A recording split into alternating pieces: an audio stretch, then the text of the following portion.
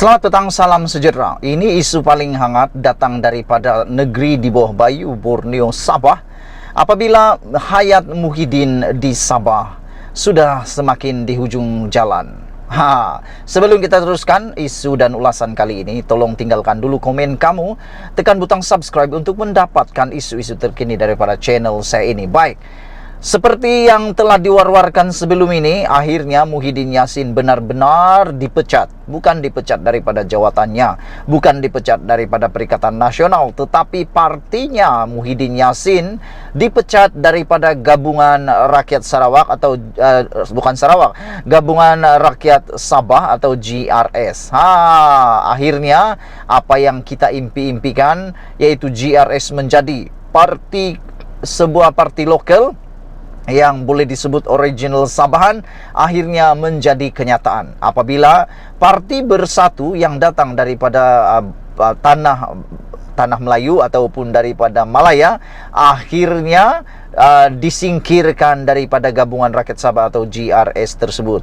Dengan ini maka kita dapat satu perkabaran yang memang kita tunggu, munculnya parti politik yang benar-benar blok yang original Sabahan. Jadi kita boleh andaikan pada pilihan raya akan datang ini akan ada satu perkara yang menarik yang mungkin akan boleh diulas dengan lebih baik lagi, dan kita jangkakan Sabah akan lebih banyak suara selepas ini bersama dengan Blok Sarawak membentuk Blok N, Blok Borneo. Saudara-saudara sekalian, hari ini disahkan bahwa GRS telah menggugurkan keanggotaan Bersatu sejak 9 Disember lalu lagi, dan itu GRS juga memutuskan Hajiji kekal sebagai pengerusi.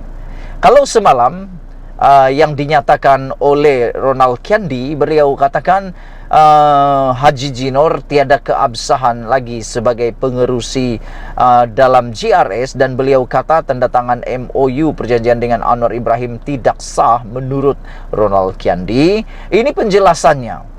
Ronald Kiandi harus tahu bahwa GRS telah pun menggugurkan keanggotaan Bersatu sejak 9 Disember lalu lagi. Maknanya sebelum daripada perjanjian MOU itu, GRS telah pun menggugurkan keanggotaan Bersatu, dan GRS masih mengekalkan Hajiji sebagai pengerusi. Ahli Majlis Tertinggi AMT Gabungan Rakyat Sabah GRS sebulat suara memutuskan Datuk Seri Hajiji Noor kekal sebagai pengerusi gabungan itu. Malah timbalan pengerusi GRS Datuk Seri Maximus Ongkili menegaskan gabungan itu memutuskan menggugurkan keanggotaan Parti Pribumi Bersatu Malaysia Bersatu sebagai ahli badan GRS.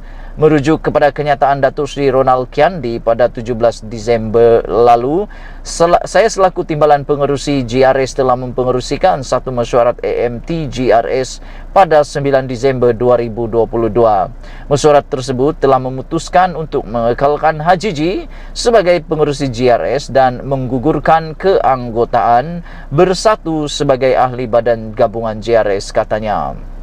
Ongkil yang juga Presiden PBS memaklumkan mesyuarat AMT GRS turut memutuskan gabungan itu menyertai kerajaan perpaduan atas komitmen membina kerajaan yang stabil demi kepentingan kesejahteraan rakyat dan pembangunan tanah air. Sehubungan itu, katanya, Ronald dan Bersatu tidak ada hubungan dengan perjanjian persefahaman kerajaan perpaduan yang prinsip dan matlamatnya telah ditolak oleh parti beliau, telah ditolak oleh Muhyiddin Yassin. Sekian dulu untuk kali ini. Jangan lupa kamu tinggalkan komen kamu, ikuti terus ulasan seterusnya selepas ini. Selamat pagi, salam sejahtera. Ini paling mengejutkan apabila seorang adun daripada Parti Barisan Nasional mengumumkan letak jawatan. Okey, sebelum kita ulas lagi tentang isu peletakan jawatan ini, sila tinggalkan komen anda, tekan dulu butang subscribe untuk mendapatkan isu-isu terkini daripada channel saya ini. Baiklah, kenapa adun ini berhenti ataupun letak jawatan? Kenapa adun ini tiba-tiba umum letak jawatan? Ini jawapannya, saudara-saudara. Johari Abdul letak jawatan sebagai adun gurun.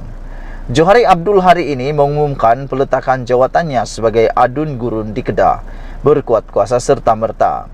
Pengumuman itu dibuat menerusi hantaran di laman Facebooknya pagi ini.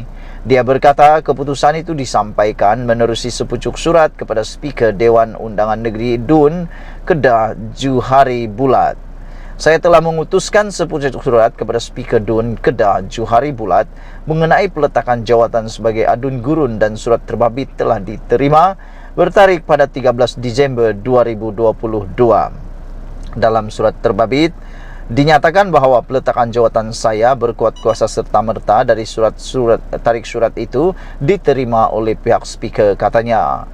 Johari yang merupakan bekas pengerusi PKR Kedah tidak menyatakan sebab peletakan jawatannya itu, tetapi ia di saat spekulasi dia dicalonkan sebagai Speaker Dewan atau Speaker Parlimen.